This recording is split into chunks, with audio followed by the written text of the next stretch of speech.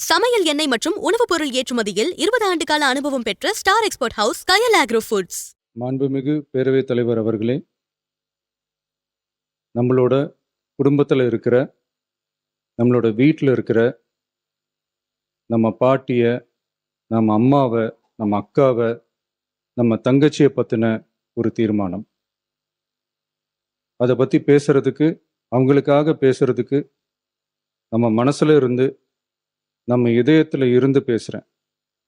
இதுக்கு முன்னாடி இந்த விஜய்க்கு கிடைச்ச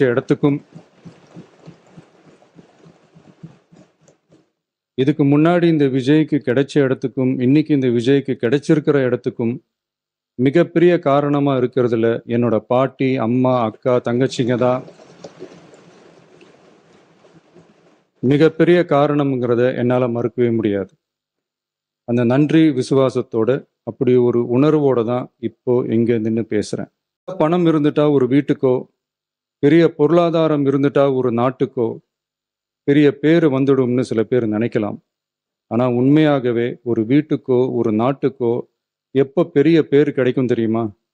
அந்த வீட்டு பெண்கள் தனிப்பட்ட முறையில் சமூகத்தில் உயர்ந்தாதான் பெரிய பேர் ஒட்டுமொத்த சமூகத்துக்கே கிடைக்கும். நம்ம தமிழ்நாட்டு மண்ணில் சங்க காலத்தில் இருந்த அன்னைக்கும் சரி இன்னைக்கும் சரி மிகப்பெரிய அடையாளமாக இருக்கிற பெண் ஆளுமைகள் நிறைய பேர் இருக்காங்க. ஔவையார், காக்கை, பாடினியார்னு சங்க காலத்து ஆளுமைகள், கண்ணகி, மணிமேகலை, குண்டலகேசி, இவங்கெல்லாம் இலக்கியத்தில் நிலைச்சு நிற்கிறவங்க. ஆண்டாள், காரைக்கால் அம்மையார், இவங்கெல்லாம் ஆன்மீகத்திலையும் இலக்கியத்திலையும் உயர்ந்த இடத்துல இருக்கிறவங்க. ராணி வேலு நாச்சியார், குயிலி, அம்புஜம் அம்மாள், ருக்மணி லட்சுமிபதி அம்மாள், டாக்டர் முத்துலட்சுமி ரெட்டி அஞ்சலை அம்மாள், மக்கள் சேவகர் அஞ்சலை அம்மாள்னு நம்ம நாட்டோட விடுதலை போராட்டத்தில் கலந்துக்கிட்டவங்க. நம்ம தமிழ்நாட்டு பெண் ஆளுமைகள் நிறைய பேர் இருக்காங்க. சுதந்திர போராட்டத்தில் இருந்து சமூக நீதி போராட்டம் வரைக்கும் கலந்துக்கிட்டவங்க தான் நம்ம தமிழ்நாட்டு பெண்கள். அது மட்டுமா, கல்வி, அறிவியல், அரசியல், நீதி, நிர்வாகம், தொழில்நுட்பம்னு எல்லா டிபார்ட்மெண்ட்லேயும் இன்னைக்கு நம்ம தமிழ்நாட்டு பெண்களோட பங்களிப்பு பெருசாக இருக்குன்றத யாரும் மறுக்கவே முடியாது. அப்படிப்பட்ட நம்ம வீட்டு பெண்களுக்கு அரசியல்லையும் முன்னேற வழிவகை செய்யணும். அதுக்கு உரிய இடஒதுக்கீடு வழங்கணும். பெண்களுக்கு இடஒதுக்கீடு தர்றது ஏதோ சலுகைன்னு நினைச்சிடக்கூடாது. சமூக நீதி சார்ந்தது, அரசியல் அமைப்பு சார்ந்தது. மாண்புமிகு பேரவைத் தலைவர் அவர்களே, நம்ம நாட்டோட மக்கள் தொகையில ஏறக்குறைய பாதி பேர் பெண்கள் தான். அதனால அனைத்து நிலைகள்லையும் பெண்களுக்கு சம அந்தஸ்து வழங்கப்படணும். அரசியலமைப்பு சட்டமும் அவங்களுக்கு சமத்துவ உரிமையை வழங்கித்தானே இருக்கு. நம்ம தமிழ்நாட்டை எடுத்துக்கிட்டாலும் ஆண்களை விட பெண்கள் தான் அதிகம். ஓட்டு சதவீதத்தில் கூட அவங்க தான் அதிகம். ஆனால் அவங்களுக்கான அரசியல் இடம்னு பார்த்தா 2021 சட்டசபையில் 12 பெண்கள் இருந்தாங்க. இப்போ இந்த 2026 சட்டசபையில் 23 பெண்கள் இருக்கிறாங்க.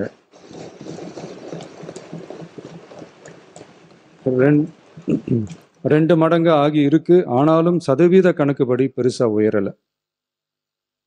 மாண்புமிகு பேரவைத் தலைவர் அவர்களே, ஒன்றிய அரசு 2023ஆம் ஆண்டு மக்களவை, அனைத்து மாநில சட்டமன்றங்கள் மற்றும் டெல்லி யூனியன் பிரதேச சட்டமன்றத்தில் பெண்களுக்கென 1/3 பங்கு தொகுதி ஒதுக்கீட்டை கட்டாயமாக்கி 106வது அரசியல் சாசன திருத்த சட்டத்தினை 2023 செப்டம்பர் 28 நிறைவேற்றி 2026 ஏப்ரல் 16 முதல் நடைமுறைக்கு வந்துள்ளது. இருப்பினும் மேற்படி தொகுதி ஒதுக்கீடானது மக்கள் தொகை கணக்கெடுப்பு மற்றும் அதை தொடர்ந்து நடக்கும் தொகுதி மறுவரையறை பணிகளுக்கு பிறகுதான் முழுமையாக நடைமுறைக்கு வரும் என்று தெரிவிக்கப்பட்டுள்ளது. மேலும் ஒன்றிய அரசு 2026ஆம் ஆண்டு 131வது அரசியல் சாசன திருத்த சட்ட மசோதாவையும் 2026ஆம் ஆண்டு தொகுதி மறுவரையறை சட்ட மசோதாவையும் தாக்கல் செய்து 2026 ஏப்ரல் 17 3/2 பங்கு உறுப்பினர்களில் ஆதரவு இல்லாமல் மசோதா நிறைவேறவில்லை. அவ்வாறு மக்கள் தொகை கணக்கெடுப்பு மற்றும் தொகுதி மறுசீரமைப்புடன் பெண்களுக்கான தொகுதி ஒதுக்கீட்டை இணைப்பதால் அதனை நடைமுறைப்படுத்த மேலும் பல ஆண்டுகள் காலதாமதம் ஆகலாம். மாண்புமிகு பேரவைத் தலைவர் அவர்களே, நாடாளுமன்றம் மற்றும் மாநில சட்டமன்றங்களில் மகளிருக்கென 1/3 பங்கு தொகுதி ஒதுக்கீட்டு செய்து சட்டம் நிறைவேற்றப்பட்டிருந்த போதிலும் அதனை நடைமுறைப்படுத்துவதில் ஏற்படும் கால தாமதத்தினால் அச்சட்டம் நிறைவேற்றப்பட்டதன் நோக்கம் நிறைவேறாமல் காலம் தாழ்த்தப்படும் சூழ்நிலை உருவாகியுள்ளது. இது பெண்களின் அரசியல் உரிமையை மறுக்கும் செயலாகும். எனவே மகளிருக்கான தொகுதி ஒதுக்கீட்டை மக்கள் தொகை கணக்கெடுப்பு மற்றும் தொகுதி மறுவரையுடன் இணைத்து அதனை ஒத்திவைக்க கூடாது. மேற்படி தொகுதி ஒதுக்கீட்டை விரைந்து நடைமுறைப்படுத்துவதற்கு உரிய நடவடிக்கைகள் எடுக்கப்பட வேண்டும் என தமிழ்நாடு அரசு ஒன்றிய அரசை வலியுறுத்துகிறது. மாண்புமிகு பேரவைத் தலைவர் அவர்களே, நம்ம டிவிகே அரசு பெண்களுக்கான அரசியல் அதிகாரம் வழங்குறதுல முன்னோடி மாநில அரசாதான் இருக்கு. 4 பெண் அமைச்சர்கள் இருக்கிறாங்க. பெண்கள் பாதுகாப்புக்கு சிங்கப்பெண் சிறப்பு அதிரடிப்படை இருக்கு. பெண்களுக்கான பாதுகாப்புல, பெண்களுக்கான இம்பார்ட்டன்ஸ்ல டிவிகே அரசு ரொம்ப கவனமா தான் இருக்கு. இனியும் அப்படிதான் இருக்கும். உள்ளாட்சியில பெண்களுக்கு 50% இடஒதுக்கீடு கொடுத்ததும் இன்னைக்கு ஆயிரக்கணக்கான பெண்கள் மக்கள் பிரதிநிதிகளா மாறி இருக்காங்க. அவங்களோட தலைமை பண்பும் ப்ரூவ் ஆகி இருக்கு. அதே மாதிரி பெண்களோட வெற்றிய சட்டமன்றத்திலையும் பார்லிமெண்ட்லையும் எக்ஸ்டெண்ட் பண்ண வேண்டிய நேரம் வந்துருச்சு. மாண்புமிகு பேரவைத் தலைவர் அவர்களே, இன்று இந்த பேரவையின் வாயிலாக பெண்களுக்கான 33% இடஒதுக்கீட்டை இனியும் தாமதிக்காமல் நடைமுறைப்படுத்த வேண்டும் என்று ஒன்றிய அரசை வலியுறுத்துகிறோம். இது பெண்களுக்கான சலுகை இல்லை, இது அவர்களுடைய ஜனநாயக உரிமை. இது ஒருவருக்கான வெற்றி அல்ல, இது இந்திய ஜனநாயகத்தின் வெற்றி. ஒரு பெண் அதிகாரம் பெறும்போது ஒரு குடும்பம் உயர்கிறது. ஆயிரக்கணக்கான பெண்கள் அதிகாரம் பெறும்போது ஒரு நாடே உயர்கிறது.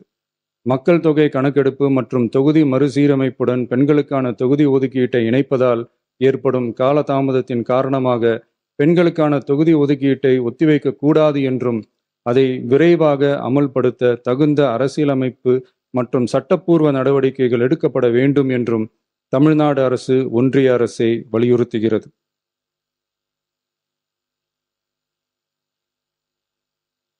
மாண்புமிகு பேரவைத் தலைவர் அவர்களே, டீலிமிட்டேஷன் தொடர்பான ஆலோசனை கூட்டம் தமிழ்நாட்டு மக்களவை மற்றும் மாநிலங்களவை உறுப்பினர்களுடன் தமிழ்நாடு அரசால் நமது தலைமையில் 8/8/2026 அன்று கலைவாணர் அரங்கத்தில் நடந்துச்சு.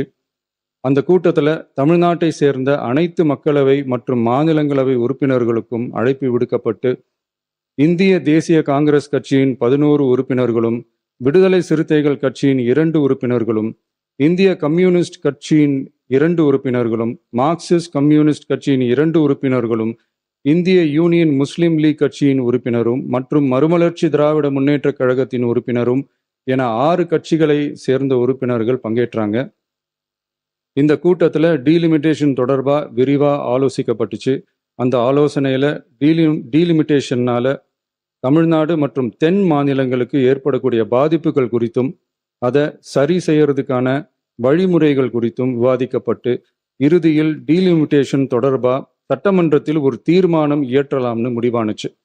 மாண்புமிகு பேரவைத் தலைவர் அவர்களே, இந்தியாவில் 1952ஆம் ஆண்டு முதல் பொது தேர்தல் நடத்தப்பட்டது. அது தொடர்ந்து ஒவ்வொரு 10 ஆண்டுகளுக்கு ஒருமுறை நடத்தப்படுற சென்சஸ் டீட்டெயில்ஸ் படி மக்களவை மற்றும் சட்டப்பேரவை தொகுதிகளின் எண்ணிக்கையை மறுசீரமைப்பு செஞ்சு 1976 வரை தேர்தல்கள் நடத்தப்பட்டது. இந்த நிலையில் 1976ஆம் ஆண்டு 42வது அரசியலமைப்பு சட்ட திருத்தப்படி மக்கள் தொகையை சிறப்பாக கட்டுப்படுத்தும் மாநிலங்களுக்கு டீலிமிட்டேஷன் காரணமா மக்களவை உறுப்பினர் எண்ணிக்கையில் எந்தவித பாதிப்பும் ஏற்படக்கூடாது என்பதற்காக அடுத்த 25 வருஷத்துக்கு 1971ஆம் ஆண்டு சென்சஸ் படி பாராளுமன்ற உறுப்பினர்களின் எண்ணிக்கை வைக்கப்படும்னு சட்டம் இயற்றப்பட்டது. அதை தொடர்ந்து அதே நிலையை முன்னிறுத்தி 84வது மற்றும் 87வது அரசியலமைப்பு சட்ட திருத்தம் 1971 சென்சஸ் படி மக்களவை தொகுதிகள் நிலைநிறுத்தப்பட்டன. இந்த திருத்தங்களோட நோக்கமே மக்கள் தொகை கட்டுப்பாட்டை செயல்படுத்திய மாநிலங்களின் உரிமைகளை பாதுகாக்கிறது தான். மாண்புமிகு பேரவைத் தலைவர் அவர்களே, அந்த 25 வருஷ லிமிட் இந்த 2026 முடியுது. இதை முன்னிட்டு கடந்த 50 வருஷமா இருந்து வந்த டீலிமிட்டேஷன் தடையை அகற்றி 2011 சென்சஸ் அடிப்படையில் மக்களவை மற்றும் சட்டப்பேரவை தொகுதிகளின் எண்ணிக்கையை நிர்ணயிக்க நாடாளுமன்றத்தில் ஒரு மசோதா ஏப்ரல் 2026 அறிமுகப்படுத்தப்பட்டு அந்த மசோதா தோல்வியில் முடிஞ்சது. இப்போ மீண்டும் ஒன்றிய அரசு மக்களவை உறுப்பினர்களின் எண்ணிக்கையை 50% அதிகரிக்க செய்து டீலிமிட்டேஷன் மசோதாவை அறிமுகப்படுத்த உத்தேசித்து இருப்பதா சில அரசியல் கட்சிகள் தெரிவிப்பதா கூறப்படுது. இந்த வரக்கூடிய மசோதா குறித்து 8/8/2026 பாராளுமன்ற உறுப்பினர்களோட நடந்த கூட்டத்தில் விவாதிச்சப்போ மேலே சொன்ன மாதிரி தற்போது அறிமுகப்படுத்தப்பட உள்ள மசோதா நிறைவேறினால் ஒவ்வொரு மாநிலத்துக்கும் தலா 50% மக்களவை உறுப்பினர்களின் எண்ணிக்கையை முதலில் அதிகரித்தாலும் அதனை தொடர்ந்து 2026 சென்சஸுக்கு பிறகு அரசியலமைப்பு பிரிவு ஆர்டிகல் 81(2)A அதன் கீழ் மாநிலத்தின் மக்கள் தொகையின் அடிப்படையில் தொகுதிகள் மறுசீரமைக்கப்படும். இப்படி செஞ்சா தென் மாநிலங்களின் பாராளுமன்ற உறுப்பினர் எண்ணிக்கை வெகுவா குறைய வாய்ப்பு இருக்கு. கடைசியில மக்கள் தொகை கட்டுப்பாட்டை சிறப்பாக செயல்படுத்தின தமிழ்நாடு உள்ளிட்ட தென் மாநிலங்களுக்கு பெரும் அரசியல் பிரதிநிதித்துவ அநீதி இழைக்கப்படும். சர்வ வல்லமை பெற்றதா டீலிமிட்டேஷன் ஆணையம் இருக்கு. இந்த அதிகாரத்தை தவிர்த்து பாராளுமன்றத்திற்கே இறுதி செய்யும் அதிகாரம் இருக்க வேண்டும் என்ற கருத்தும் முன்வைக்கப்பட்டது. மாண்புமிகு பேரவைத் தலைவர் அவர்களே, தமிழ்நாட்டு உள்ளிட்ட தென் மாநிலங்கள் மக்கள் தொகை கட்டுப்பாட்டு திட்டங்களை சிறப்பாக செயல்படுத்தி பொருளாதார முன்னேற்றம் பெற்று வரும் நிலையில் கடந்த 50 ஆண்டுகளாக நடைமுறையில் உள்ள மக்களவை மற்றும் சட்டப்பேரவை தொகுதிகளின் எண்ணிக்கையை அப்படியே நிலைநிறுத்த வேண்டிய கட்டாய தேவை உள்ளது. எனவே தற்போதுள்ள மக்களவை உறுப்பினர்களின் எண்ணிக்கையான 543 என்ற அளவிலேயே நிரந்தரமாக வைப்பதற்கும் மாநிலங்களுக்கு இடையேயான எண்ணிக்கை பகிர்வை நிரந்தரமாக வைக்கவும், மேலும் தற்போது மக்களவை மற்றும் மாநிலங்களவையோட விகிதம் 2.2:1 என்ற அளவிலேயே நிலைநிறுத்த வேண்டும். அதற்கு தேவையான மற்றும் உரிய சட்ட திருத்தங்கள் பாராளுமன்றத்தில் கொண்டு வர வேண்டும் என்ற கருத்தை ஒருமனதா தீர்மானிக்கப்பட்டுச்சு. மாண்புமிகு பேரவைத் தலைவர் அவர்களே, மகளிர் இடஒதுக்கீடு சட்டத்தினை அமுல்படுத்த மேலும் காலதாமதம் இல்லாமல் தற்போது 543 என்ற நிலையிலேயே 1/3 தொகுதி மகளிர் தொகுதிக்கு வருகின்ற 2029 பாராளுமன்ற தேர்தலில் நடைமுறைப்படுத்த வேண்டும் என்ற முன்மொழியும் தீர்மானிக்கப்பட்டுச்சு. ஆகவே மேற்கூறிய காரணங்களால் தமிழ்நாட்டில் உள்ள அனைத்து சட்டமன்ற கட்சியின் தலைவர்களும் ஒருமித்த கருத்தோடு தமிழ்நாட்டை முன்னிறுத்தி கட்சி வேறுபாடின்றி ஒருமித்த குரலில் பேச வேண்டும் என்ற கருத்தை வலியுறுத்தி நாம முன்மொழிகிற தீர்மானத்தை ஒருமனதாக நிறைவேற்றி தருமாறு கேட்டுக்கொள்கிறோம். தொகுதி மறுவரையறை மற்றும் மகளிர் இடஒதுக்கீடு அரசினர் தனி தீர்மானம். தமிழ்நாடு உள்ளிட்ட அனைத்து மாநிலங்கள் மற்றும் யூனியன் பிரதேசங்களில் மக்களவை சட்டப்பேரவை உறுப்பினர்களின் எண்ணிக்கையானது கடந்த 50 ஆண்டுகளாக 1971 ஆண்டினுடைய மக்கள் தொகை கணக்கெடுப்பு புள்ளி விவரங்களின்படி நிர்ணயிக்கப்பட்டு தேர்தல்கள் நடத்தப்பட்டு வருகிறது. ஏப்ரல் 2026 பாராளுமன்றத்தில் கடந்த 50 ஆண்டு கால தொகுதி மறுவரையறை தடையை நீக்கவும் 2011 ஆண்டு மக்கள் தொகை கணக்கெடுப்பு அடிப்படையில் தொகுதி மறுவரையறை செய்திடவும் மக்களவை உறுப்பினர்களின் எண்ணிக்கையை 550 850 அதிகரிக்கவும் கொண்டுவரப்பட்ட அரசியலமைப்பு சட்ட திருத்த மசோதா தோல்வியடைந்தது. இந்நிலையில் மீளவும் மேற்குறிப்பிட்ட அரசியலமைப்பு சட்ட திருத்த மசோதா கொண்டுவரப்பட உள்ளது என தெரிந்ததின் அடிப்படையில் 1971 பிறகு உள்ள எந்த மக்கள் தொகை கணக்கெடுப்பை அடிப்படையாக கொண்டு தொகுதி மறுவரையறை செய்தாலும் மக்கள் தொகையை சிறப்பாக கட்டுப்படுத்திய தமிழ்நாடு உள்ளிட்ட தென் மாநிலங்களின் நாடாளுமன்ற பிரதிநிதித்துவம் நிரந்தரமாக பாதிக்கப்படும் என்பது நிதர்சனமான உண்மை. ஒன்றிய அரசு அளித்த உறுதியின்படி மக்கள் தொகை கட்டுப்பாட்டு திட்டங்களை சிறப்பாக செயல்படுத்தி நல்ல பொருளாதார வளர்ச்சி கண்டு நல்ல சுகாதாரம் மக்கள் நல திட்டங்களை மேற்கொண்டு வரும் எந்த ஒரு மாநிலமும் தொகுதி மறுவரையால் பாதிக்கப்படாமல் பார்த்து கொள்வது ஒன்றிய அரசின் தலையாய கடமையாகும். எனவே தற்போதுள்ள மக்களவை உறுப்பினர்களின் எண்ணிக்கையான 543 என்ற அளவிலேயே நிரந்தரமாக வைப்பதற்கும் மாநிலங்களுக்கு இடையேயான எண்ணிக்கை பகிர்வை நிரந்தரமாக வைக்கவும், மேலும் தற்போது மக்களவை மற்றும் மாநிலங்கள் அவையினுடைய விகிதம் 2.2:1 என்ற அளவிலேயே நிலைநிறுத்த வேண்டும் என்றும், அதே வேளையில் பெண்களுக்கான 33% இடஒதுக்கீட்டை காலதாமதமின்றி தற்போது 543 தொகுதிகளின் அடிப்படையிலேயே 2029ஆம் ஆண்டு மக்களவைத் தேர்தலில் நடைமுறைப்படுத்த வேண்டும் என்றும் ஒன்றிய அரசை வலியுறுத்தி தமிழ்நாடு சட்டமன்ற பேரவை கீழ்கண்ட தீர்மானங்களை ஒருமனதாக நிறைவேற்றுகிறது. 1. நாடாளுமன்ற மக்களவையின் மொத்த உறுப்பினர்களின் எண்ணிக்கையை 543 என்ற நிலையிலேயே நிரந்தரமாக்க வேண்டும். 2.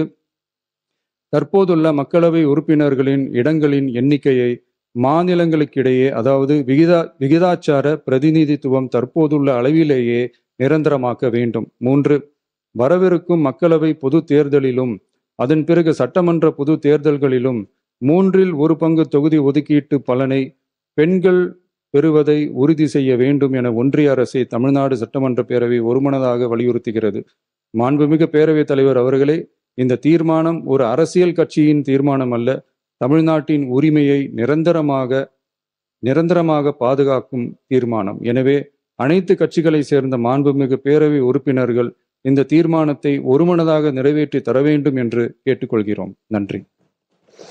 மாண்புமிகு உறுப்பினர் ஆர். செல்லசாமி அவர்கள் இது குறித்து கருத்துக்கள் தெரிவிக்க விரும்பலாம்.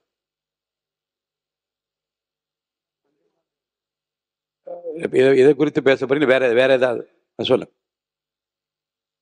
மாண்புமிகு பேரவைத் தலைவர்களே, உங்களுக்கு தெரிந்த செய்திதான் இது. அரசின் சார்பாக 110 விதியின் கீழ் சில அறிவிப்புகளை செய்கிற பொழுது அந்த பகுதியிலிருந்து அது நன்றி சொல்வதாக பாராட்டுதான் விடுவார்கள், எப்பொழுதுமே நடைபெற்று கொண்டிருப்பது. இது போன்ற தனி தீர்மானங்களை முதலமைச்சர் அல்லது சம்பந்தப்பட்ட அமைச்சர்கள் கொண்டு வருகிற பொழுது பிரதான எதிர்க்கட்சியை தான் முதலாக அது வாய்ப்பு கொடுக்குற பழக்கம் தான் இது வரைக்கும் இருந்திருக்கிறது. அதை நினைவூட்டுகிறேன். ஏன்னா அவரை நீங்க அனுமதிங்க, அப்புறம் நீங்க எல்லாருமே பேசுறது அனுமதி பிளீஸ். அதுதான் இது வரைக்கும் இருக்குது. இருங்க, அவர் தான் இருங்க, அவர் உங்களுக்கு தானே கொறடா, அவர் தானே, அவர் சொன்ன பிறகு நீங்க எதுக்கு சொல்றீங்க? அமைதியா இருங்க. இல்லை, நீங்க சொன்னது புரிஞ்சுக்க முடியுது. சென்ற முறை இது போன்று அனுமதித்தேன். ஏன்னு சொன்னா கட்சிகளுடைய எண்ணிக்கைக்கு ஏற்ப 1, 2 அப்படி கொண்டு தான் போட்டு வந்தோம், கட்சிகளுக்கு ஏற்ப கொடுத்துட்டு வந்தோம். இப்போ இதுதான் இல்லை, புரியுது. சரி, அவை முன்னவர். மாண்புமிகு பேரவைத் தலைவர் அவர்களே, மாண்புமிகு பேரவைத் தலைவர் விரும்புவது எல்லா கட்சியும் பேசி எதிர்கட்சியில் அதற்கான விளக்கத்தை சொல்லுகிற போது இன்னும் அது தெளிவாக இருக்கும் என்ற முறையிலே தான் அவர் அந்த சொல்லியிருக்கிறார். அதை தவிர வேறொன்றும் இல்லை. மாண்புமிகு எதிர்கட்சி தலைவர் அவர்கள். மாண்புமிகு பேரவைத் தலைவர் அவர்களே, தொகுதி மறுவரையறை, டீலிமிட்டேஷன் அப்படிங்கிற பேர்ல எக்காரணம் கொண்டும் நம்முடைய தமிழ்நாடு பாதிக்கப்படக்கூடாது என்பதுதான் எங்களுடைய உறுதியான நிலைப்பாடு. அது மட்டும் இல்ல, தற்போதைய மக்கள் தொகை கணக்கெடுப்பு அடிப்படையில் புதுசா டீலிமிட்டேஷன் கொண்டு வந்தா அது எவ்வளவு பெரிய ஆபத்தாக அமையும் அப்படிங்கிறத இந்தியாவுக்கே முதலா சொன்ன இயக்கம் எங்களுடைய திராவிட முன்னேற்ற கழகம், எங்களுடைய தலைவர் அவர்கள் தான். இந்த விஷயத்துல எங்களுடைய கழக அரசு எடுத்த பல்வேறு நடவடிக்கைகளை இங்கே பேசிய அமைச்சர் பெருமக்கள் உட்பட பல்வேறும் இங்கே பதிய வச்சிருக்கிறாங்க. இருந்தாலும் நான் சில நடவடிக்கைகளை இங்கே பதிய வைக்க விரும்புகின்றேன்.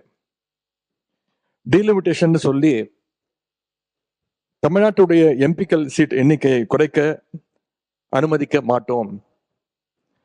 தமிழ்நாட்டுக்கு தற்போதுள்ள ரெப்ரசன்டேஷன் விதிகாச்சாரம் குறையக்கூடாதுன்னு இதே சட்டமன்றத்துல 2024ஆம் ஆண்டு பிப்ரவரி மாதம் அன்றே தீர்மானத்தை நிறைவேற்றியவர் எங்களுடைய கழக தலைவர் அவர்கள், அப்போதைய முதலமைச்சர் அவர்கள். பிறகு சென்ற ஆண்டு பிப்ரவரி 2ஆம் தேதி இது தொடர்பாக ஒரு அமைச்சரவை கூட்டத்தையும் கூட்டி எங்களுடைய முதலமைச்சர், எங்களுடைய தலைவர் அவர்கள் அப்பொழுது நடத்தினார்கள். அந்த கூட்டத்தினுடைய முடிவின் எடுக்கப்பட்ட அடிப்படையில் சென்ற ஆண்டு மார்ச் மாதம் 5ஆம் தேதி எங்கள் தலைவர் தலைமையில ஒரு அனைத்து கட்சி கூட்டமும் கூட்டப்பட்டது. அந்த கூட்டத்துல இங்க இருக்கக்கூடிய மாண்புமிகு நீர்வளத்துறை அமைச்சர் அவர்கள் அவங்களுடைய இயக்கத்தின் சார்பாக கலந்து கொண்டு அவருடைய கருத்துக்களை அங்கே பதிய வச்சிருக்கிறார். அதன் பிறகு மார்ச் 7ஆம் தேதி டீலிமிட்டேஷன் எக்ஸசைஸின் அதனுடைய ஆபத்தை விலக்கி தென் மாநிலங்கள் உள்பட 7 மாநில முதலமைச்சர்களுக்கும் அந்தந்த மாநிலங்களைச் சேர்ந்த முக்கியமான அரசியல் கட்சி தலைவர்கள் அனைவருக்கும் எங்களுடைய தலைவர் அப்பொழுதைய தமிழ்நாடு முதலமைச்சர் அவர்கள் ஒரு விளக்கமாக ஒரு கடிதத்தையும் எழுதியிருந்தார். பின்பு மார்ச் 22ஆம் தேதி ஃபேர் டீலிமிட்டேஷன் என்ற தலைப்பில் 5 மாநில முதலமைச்சர்கள் மற்றும் இந்தியாவுடைய மிக முக்கியமான 10க்கும் அதிகமான கட்சிகளை சேர்ந்த முக்கிய தலைவர்களை கொண்டு ஒரு ஜாயிண்ட் ஆக்ஷன் கமிட்டி கூட்டத்தை எங்களுடைய தலைவர் அவர்கள் சென்னையிலே நடத்தினார்கள். அந்த கூட்டத்தில் இந்த டீலிமிட்டேஷனுடைய பாதிப்புகளை நான் தான் பிரசன்டேஷனாக கொடுத்தேன். 2026 மக்கள் தொகை அடிப்படையில் எம்பி தொகுதிகளை நிர்ணயித்தால் தென் மாநிலங்களுடைய எம்பிக்கள் தொகுதிகளுடைய எண்ணிக்கை குறைந்துவிடும். அதே நேரம் மக்கள் தொகையை கட்டுப்படுத்தாத வட மாநிலங்கள் அவங்களுடைய எம்பிக்கள் தொகுதிகள் அதிகரித்துவிடும். எனவே தொகுதி மறுவரை திட்டத்தை, இந்த டீலிமிட்டேஷன் ப்ராசஸை அடுத்த 25 ஆண்டுகளுக்கு நடத்தக்கூடாது, நிறுத்தி வைக்க வேண்டும். 1971 சென்சஸின் படியே மக்களவை தொகுதிகள் தொடர வேண்டும் அப்படின்னு அந்த பிரசன்டேஷன்ல நான் தான் விளக்கி கூறினேன். அதுவே அந்த ஜாயிண்ட் ஆக்ஷன் கமிட்டி கூட்டத்தில் முக்கிய முடிவாக எடுக்கப்பட்டது. இதை அடுத்து அந்த கூட்டத்தில் எடுக்கப்பட்ட முடிவை எங்களுடைய தலைவர் அவர்கள், அப்போதைய முதலமைச்சர் அவர்கள் மார்ச் 24ஆம் தேதி இதே சட்டமன்றத்தில் விளக்கி கூறினார்கள். இந்த ஆண்டு ஏப்ரல் 16ஆம் தேதி அந்த மசோதாவுடைய நகலை தமிழ்நாடு எங்கும் எரிச்சு எங்களுடைய எதிர்ப்பை நாங்கள் வெளிக்காட்டினோம். எங்கள் தலைவர் அவர்களே, அப்பொழுது முதலமைச்சர் அவர்கள், எங்களுடைய தலைவர் அவர்களே அந்த போராட்டத்தில் கலந்து கொண்டு அந்த டீலிமிட்டேஷன் மசோதாவை எரித்தார்கள். அந்த மசோதா தோற்கடிக்கப்பட்டதை இந்த தீர்மானத்தில் இந்த அரசு குறிப்பிட்டிருக்கு. அந்த மசோதாவுக்கு நாங்கள் திராவிட முன்னேற்ற கழகம் காட்டிய எதிர்ப்பு தான் அந்த மசோதா பாராளுமன்றத்தில் தோற்கடிக்கப்பட்டதற்கான காரணம். இந்த சூழல்ல டீலிமிட்டேஷன் சட்ட திருத்தத்துக்கான மசோதாவை ஒன்றிய அரசு மீண்டும் கொண்டு வரக்கூடும் என்று எதிர்பார்க்கப்படுகின்றது. இதுல முக்கியமான விஷயம் என்ன அப்படின்னா, 1971 இருந்து 2026 வரை ஃப்ரீஸ் செய்யப்பட்டு இருக்கக்கூடிய அந்த டீலிமிட்டேஷன் எக்ஸசைஸை மேலும் 25 ஆண்டுகளுக்கு நீட்டிக்க வேண்டும். அதற்கான புதிய சட்ட திருத்தம் இந்த ஆண்டு வரலன்னா 2027 மக்கள் தொகை அடிப்படையில் எம்பிக்கள் தொகுதிகள் நிர்ணயம் செய்யப்படுவதற்கான வாய்ப்பு ஏற்பட்டுவிடும். அப்படி செய்யறதுக்கான அதிகாரத்தை அரசியல் அமைப்பு வழங்கியிருக்குன்னு சட்ட வல்லுநர்கள் தொடர்ந்து கூறி வருகிறார்கள். திராவிட முன்னேற்ற கழகத்தை பொறுத்த வரைக்கும் 33% மகளிர் இடஒதுக்கீட்டை நாங்கள் முழுமையாக ஆதரிக்கின்றோம், வரவேற்கின்றோம். ஒருவேளை மகளிர் இடஒதுக்கீடு மசோதாவுக்காக டீலிமிட்டேஷன் எக்ஸசைஸ் செய்யப்பட்டா 1971 மக்கள் தொகை அடிப்படையிலேயே செய்ய வேண்டும். அதுல ஏதாவது மாற்றம் வந்தா நாடாளுமன்றத்துல தமிழ்நாட்டு எம்பிக்களுடைய விதிகாச்சாரம், நம்மளுடைய ரெப்ரசன்டேஷன் இப்ப இருக்கக்கூடிய 7.18% குறைக்க அனுமதிக்க கூடாதுன்னு மீண்டும் வலியுறுத்தி சொல்லி அரசு கொண்டு வந்திருக்கக்கூடிய இந்த தீர்மானத்தை நாங்கள் வரவேற்கின்றோம். 20 ஆண்டுகளாக உலக நாடுகளுக்கு உயர்தர சமையல் எண்ணெய் மற்றும் உணவுப் பொருட்கள் ஏற்றுமதியில் இந்திய அரசின் ஸ்டார் எக்ஸ்போர்ட் ஹவுஸ் அங்கீகாரம் பெற்ற கயல் ஆக்ரோ ஃபுட்ஸ்.